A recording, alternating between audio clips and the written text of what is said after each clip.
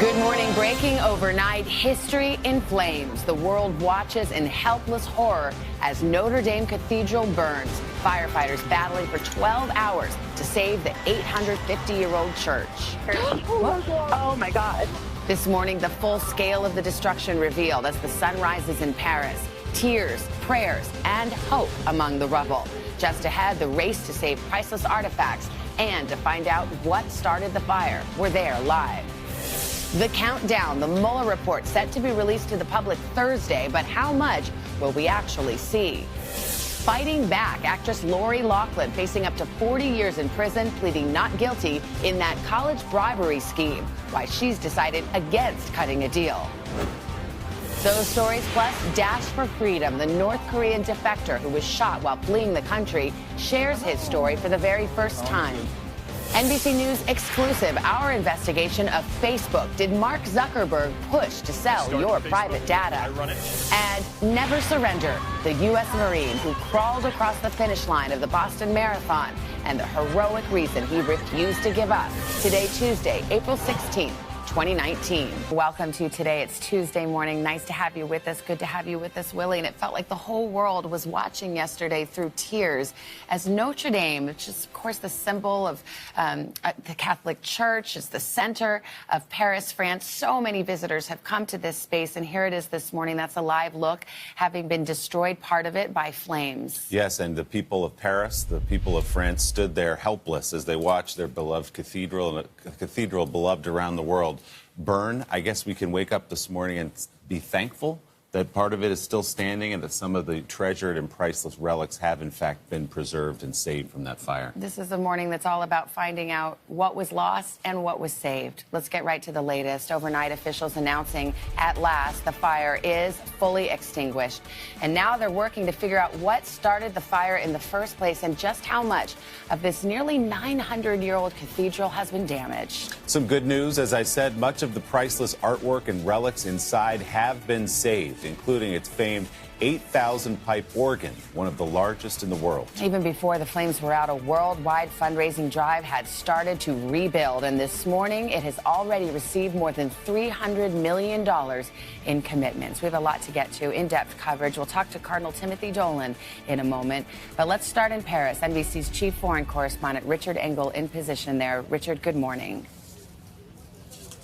Good morning, Savannah. What a blow to this city. People have been coming here to see what is left of Notre Dame Cathedral. And as you said, some good news. Firefighters were able to save the building itself, but they now say that with the roof removed, which burned off, the structure is unstable. Daybreak over a new and diminished Paris skyline. The Cathedral of Notre Dame still stands, but without her elegant spire, burned away by a devastating fire. For me, Notre Dame is probably as many as for Americans, it's a mother. And suddenly you feel your mother has been hurt by the fire. While an investigation is still ongoing, French officials are so far calling the blaze unintentional. They suspect it started around 6:30 Monday night among scaffolding at the base of the spire. But the flames spread quickly across the medieval roof. Made of so many timbers, it was nicknamed the Forest. The heat kept building and rising until... Oh my God, the steeple just fell inside the church. Oh my God. The spire came crashing down into the church's interior, fanning the flames even further. For hours that felt like days, it seemed like Notre Dame, Our Lady of Paris, might be lost. Flames were everywhere and people were everywhere. It was very quiet on the street, very somber. French officials told the nation to brace that she might not be saved, and that this Gothic masterpiece, visited by 13 million a year and full of priceless art and sacred relics, would be reduced to ash. Around 400 firefighters finally contained the flames enough to go inside and saw this. The interior was badly damaged, but not a charred shell. Firefighters announced they'd managed to save the structure. Notre Dame would survive. And they said major works of art and relics, including the Holy Crown of Thorns, were saved. Parisians came out to sing for their beloved cathedral and praise the firefighters. French President Emmanuel Macron told the nation the worst has been avoided. Notre Dame will be rebuilt, he said, because it is what the French people expect and what their history deserves. As if to protect Notre Dame from further devastation, Parisians came in groups to sing and to pray for an icon of this city, of France, of the world. Around 100 firefighters are still on duty, on standby to protect in case the fire starts again. But the real concern now is that with the loss of that roof, the structure is unstable, and there is a fear among French officials that there could be a shift, there could even be a partial collapse. Let's hope that doesn't happen. Richard Engel in Paris starting us this morning. Thank you, Richard. We turn first to Washington and the countdown to Thursday's public release of the Mueller Report, a heavily redacted version of the special counsel's investigation. NBC White House correspondent Kristen Welker joins us with the latest. Kristen, good morning. Willie, good morning to you. The president and his top advisors are bracing for Thursday's release of the Mueller report. In fact, Mr. Trump's outside lawyers have been huddling to map out their response plans. It comes as some of the more than 12 current and former officials who cooperated with Mueller are expressing concerns that the release could expose them as the source of damaging information about the president. One person close to the White House even saying there is a breakdown level anxiety among some current and former staffers. Another former official telling NBC News the million-dollar question is just how much of the report will be redacted. The other key focus, what will the report say about the issue of obstruction? Now, of course, you'll recall when Attorney General Bill Barr released his 4-page summary of the Mueller report last month, he said there was not enough evidence to charge the president with obstruction, but Mueller himself didn't make a determination about whether the president had obstructed justice. Separately, Barr was sharply criticized by Democrats for testifying last week that he believes U.S. intelligence officials spied on the Trump campaign. All of that fueling Democrats' demands to see the full unredacted report. For his part, President Trump has declared total exoneration. We'll be watching closely. Willie, Savannah. And we will learn Thursday morning how much of that report we actually get to see. Kristen Welker at the White House, thank you. We move now to an NBC News exclusive. A North Korean defector whose dramatic dash for freedom was caught on camera and then went viral. Well, he is speaking out for the very first time. Today's senior international correspondent, Keir Simmons, is in Seoul, South Korea, and he has the story. Keir, good morning. Hey, Savannah, good morning. It's incredible when you watch this interview to think that this is the defector watched by millions as he dashed across the world's most dangerous border, and yet he tells us it was a spur-of-the-moment decision.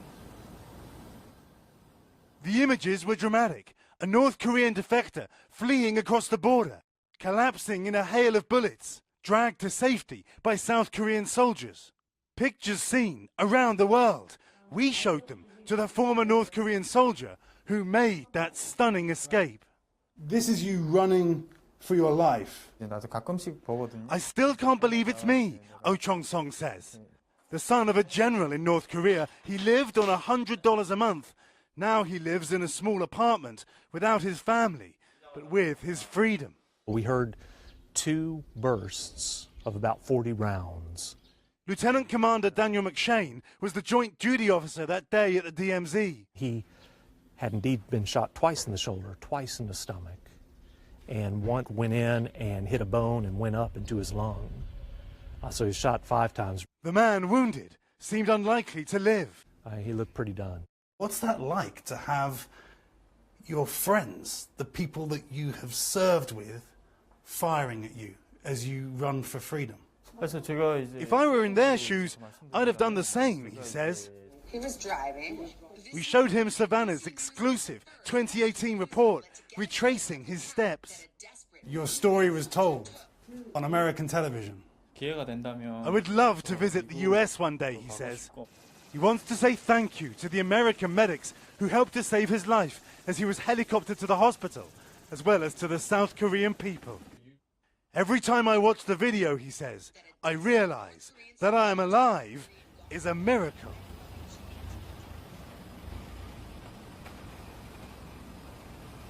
And the diplomacy here grinds on. Kim Jong-un warning of rising tensions.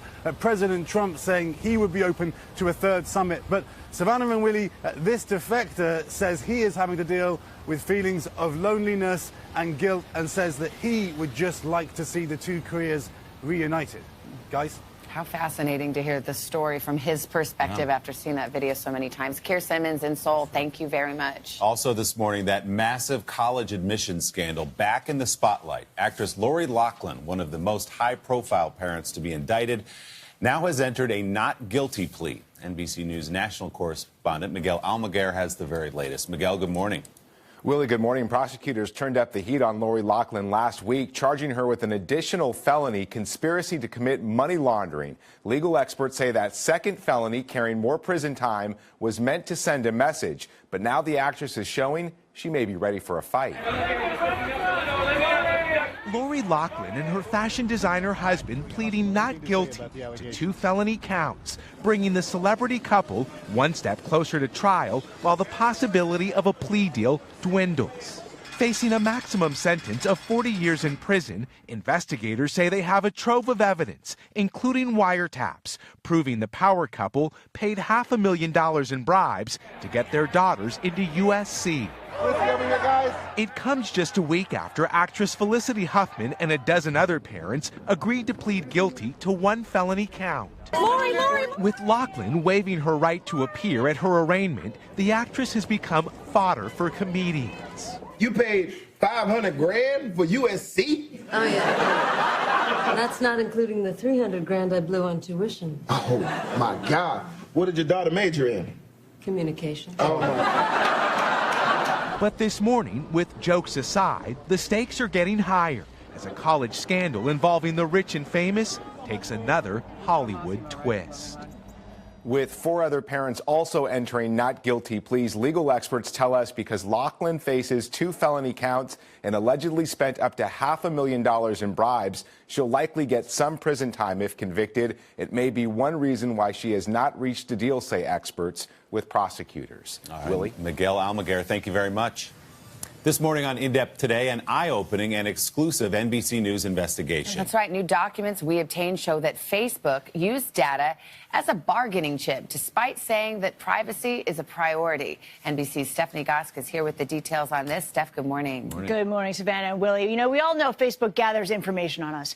All the likes and shares, photos and friends. But now documents obtained by NBC News reveal in new detail how the company used and planned to use that data, with very little discussion of people's privacy. Facebook under new scrutiny this morning. More than 4,000 documents obtained by NBC News from a court case against the company lift the curtain on Facebook's business practices between 2011 and 2015. One employee even comparing the company to villains in Game of Thrones, as the social media giant looked for ways to grow its business and cut losses. Top executives at the company, including CEO Mark Zuckerberg and COO Sheryl Sandberg, discussed ways to sell user data.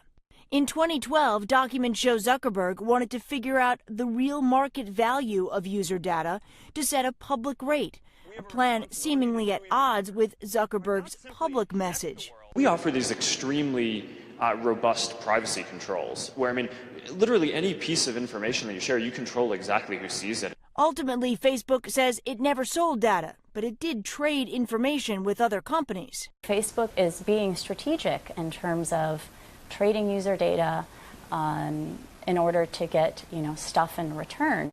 The documents show that Facebook allowed special access to data for companies described as friends of Zuckerberg, like Amazon, which received special treatment in June of 2013 because it was a Facebook advertiser, while another messaging app seen as a competitor to Facebook Messenger was restricted from accessing Facebook's data. Facebook says the documents were cherry-picked from a court case involving a little-known startup, writing, "The sets of documents by design tells only one side of the story and omits important context. We still stand by the platform changes we made in 2014-2015. Facebook has made a greater push to address privacy issues, like the data of 87 million users that was improperly shared with political consulting firm Cambridge Analytica, which put Zuckerberg in the hot seat on Capitol Hill. It was my mistake, and I'm sorry. I started Facebook, I run it, and at the end of the day, I'm responsible for what happens here. Still, some say Facebook's past attempts to trade and sell user data raise more questions. And it is complicated. It sounds like the allegation is that Facebook was willing to give data on users to companies it was friendly with, had good relationship with. What kind of data? And then what did those companies do with it if they ever got it? Well, there are different tiers of data when you think about how you use Facebook. There's certainly the personal information that you share, your email address, your real address, maybe your phone number, but then it's your behavior. And that's the stuff that you do when you're on Facebook. What do you like? What do you share? What information do you share about vacations, places that you go? All of that behavioral information is hugely important to companies that want to try to sell you stuff. So it ends up being this currency for Facebook and other companies like it to trade with. But now Facebook says they are not doing it, and that those documents are from a while back, it sounds like. That's right. At a time that Facebook was struggling to make profits, they were trying to figure out a way to monetize this incredible creation that they had come up with, and that was one of the original ideas. Right. Stephanie, thank you very much Steph. for that. If you want to learn more about this investigation, we've got it on our website, NBCnews.com. Look at this, a man crawling across the finish line, a U.S. Marine, as it turns out, and Dylan has the rest of the story. This really is an incredible story. His name is Micah Herndon, a 31-year-old U.S. Marine veteran who ran to honor the lives of 3 men he knew while serving in Afghanistan. And simply put, there was no way he wasn't going to finish. A marathon moment going viral overnight. Video of Micah Herndon crawling over the finish line in the 123rd Boston Marathon Monday. Herndon, an Ohio native, competing as a tribute to the memories of 3 Marines he served alongside. Those 3 men didn't survive an attack in Afghanistan in 2010. Their last names, Mark Juarez, Rupert Hamer, and Matthew Ballard, attached to the laces of his running shoes. Along the route, the runner says the repetition of their names again and again serving as the fuel to keep him pushing through the pain. Finally, that pain becoming too much to bear. Herndon dropping to his hands and knees, painstakingly crossing the finish line after 3 hours and 38 minutes. A Marine on a mission to honor his fellow fallen soldiers. Really just an incredible sight. And I mean, he actually did it very quickly, 3 hours and 38 minutes. But he said the pain he felt during the marathon was nothing compared to the pain he felt losing those servicemen. What a way to honor them with every step and every mile. Incredible. Chills. Thank you, Dylan, so much.